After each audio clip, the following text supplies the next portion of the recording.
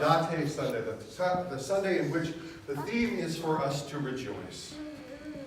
And we pick out texts that talk about rejoicing. Now, having said that, I'm going to undo this a little bit. What do you think about when you hear the term rejoice? Celebration, right? What else? Happiness. That's it. Celebration and happiness. That's good enough. That's good enough. Joy. All right, now it's time for you to learn your Greek word for the day. Your Greek word for the day is kyrio. Kyrieo. Kyrieo. Right? What does it sound like to you? Curious? Kyrie. We just did the Kyrie. So the word kyrio is related to the word kairos. What's the word kairos mean? In God's time.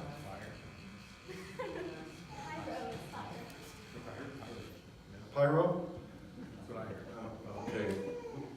We've got a program for you. Fair enough.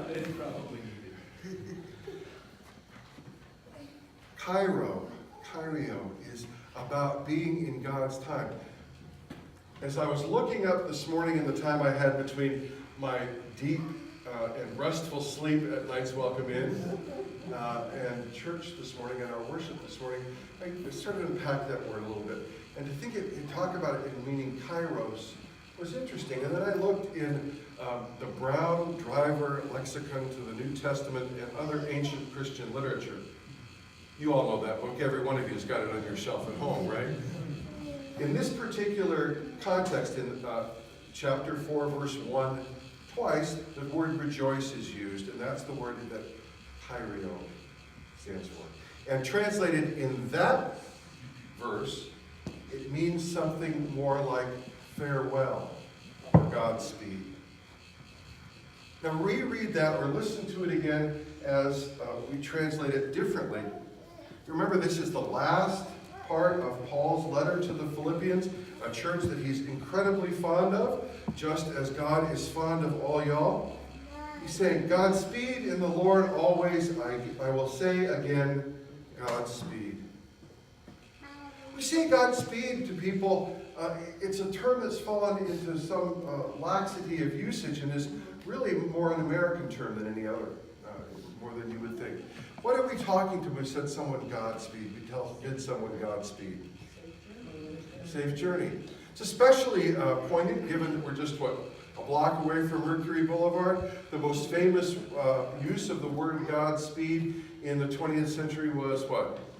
Godspeed, John Glenn. As we stepped out onto the threshold of new adventures and new possibilities, that it was to go with God.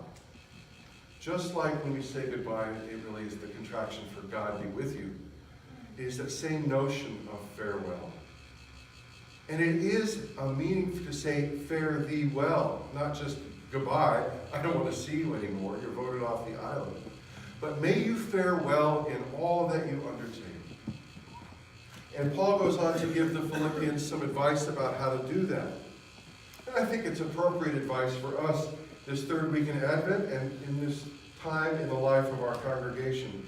Let gentleness be known to everyone. The Lord is near. We're dealing with big questions, and gentleness needs to be the first thing that we deal with. These are important, difficult, challenging, emotional things for us to unpack and to deal with. And that we need to be gentle with one another. Do not worry about anything, but in everything by prayer and supplication, with thanksgiving, let your requests be known to God. This is a big one. This supplication not to worry. How many of you have chronic worry in your family of origin? I know.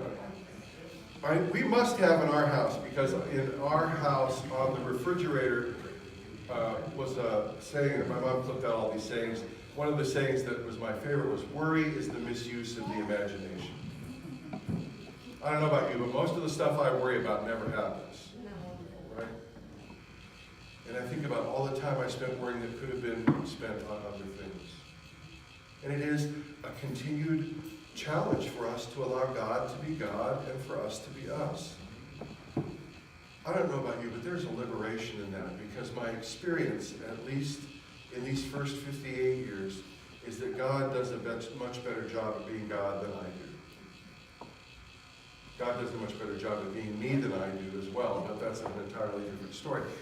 And that's part of the spirituality, is allowing God to take control, to work through us. That's the whole point of the Lord's Prayer.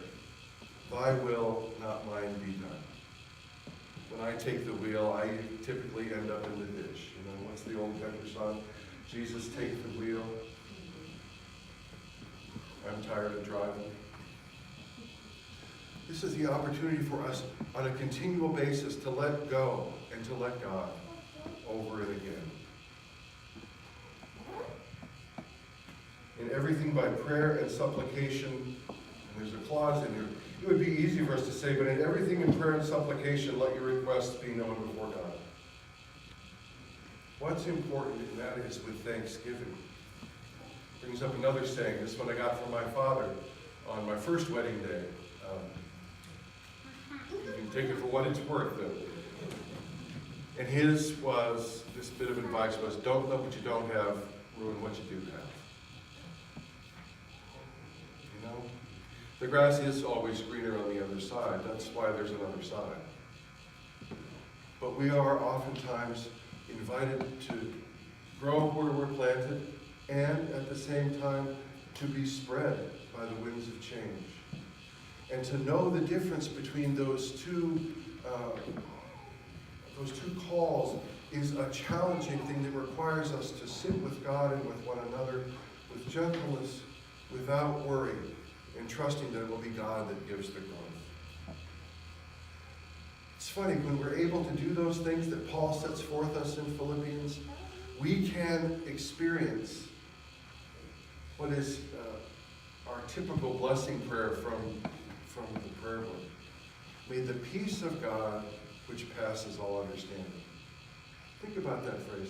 When you are at peace, when all the circumstances around you say that you should be freaking out, that's God. That's God. It is acknowledging the realities are scary, but they're not ultimately dangerous. That our life, our names, our whole existence is written in the book of life from before time and forever, and nothing can erase that except our willfulness to turn away from the one who gave us all, gives us all, and is present with us all, always. In this season, as we turn forward in these last 9 days till the Feast of the Nativity, help us to live with the kind of expectation that the people in the gospel had after they'd been called a bunch of lowly, poisonous snakes. That even after all that, there was something compelling about John's tone of voice or body language that continued to invite them in. And recognize what John gave people was not, it's going to be okay, little one, but it is that you can practice justice on a small scale, and so release your soul from the attachments that bind it. May we find that liberty in this coming 10 days as the busyness of the silly season consumes us. May we sit back and relax and rest and know that we have been redeemed and that hope is around the corner and that the good news is ours in the measure in which we give thanks and turn our will over to the life and the care of God, who made us all from the dust and breathed his very life into us to become his people so that he might be our God. In Jesus' name. Amen.